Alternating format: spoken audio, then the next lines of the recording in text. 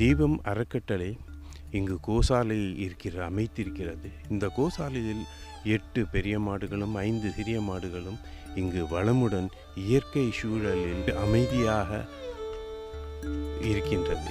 இவைகள் எந்தவித ரசாயன சிகிச்சைகள் அன்றி இயற்கையான சூழ்நிலையில் இயற்கையாக வளர்கிறது. இங்கே தாங்கள் பார்த்திருப்பீர்கள். இதையெல்லாம் கொடுத்த நன்கொடையாளர்கள் மிகவும் சிறப்பாக தானே முன்வந்து கொடுத்தார்கள்.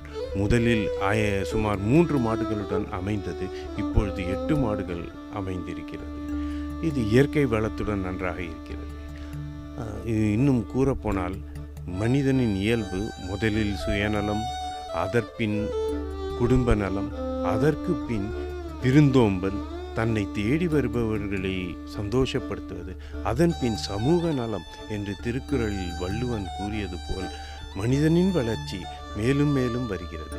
மேலும் விவரங்களுக்கு தீபம் ட்ரஸ்ட் சேனல்ல ஃபாலோ பண்ணுங்க.